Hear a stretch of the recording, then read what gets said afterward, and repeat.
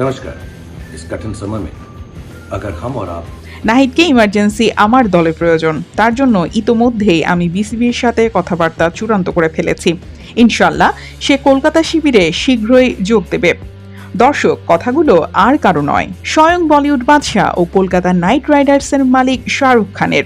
নিউজিল্যান্ডের বিপক্ষে নাহিদ রানার আগুনের গোলা ছড়ানো বোলিং দেখে এবার বিসিবিকে সরাসরি ফোন দিয়েছেন কিং খান। বর্তমান সময়ে বাংলাদেশের অন্যতম সেরা গতি পেসার কে? এই প্রশ্নের উত্তর এখন এক শব্দে সীমাবদ্ধ: স্পিড স্টার নাহিদ রানা। সদ্য পিএসএল মাতিয়ে এসে এবার ঘরের মাঠে নিউজিল্যান্ড সিরিজেও নিজের গতির তাণ্ডবে পরাস্ত করছেন বিশ্বের বাঘা বাঘা ব্যাটসম্যানদের। গতকাল নিউজিল্যান্ডের বিপক্ষে দ্বিতীয় ওয়ানডেতে একাই 5 উইকেট তুলে নিয়ে বিশ্ব ক্রিকেটে নিজের সামর্থ্যের জানান দিলেন এই তরুণ তুর্কি। রানার দুর্দান্ত ইনসুইং আর গতির ঝড়ের সামনে প্রতিপক্ষ ব্যাটাররা যেন ক্রিজে দাঁড়াতেই পারছিলেন না। নাহিদ রানার এমন বোলিং দেখে রীতিমতো মুগ্ধ হয়েছেন আইপিএলের অন্যতম সফল ফ্র্যাঞ্চাইজি কলকাতার মালিক শাহরুখ খান।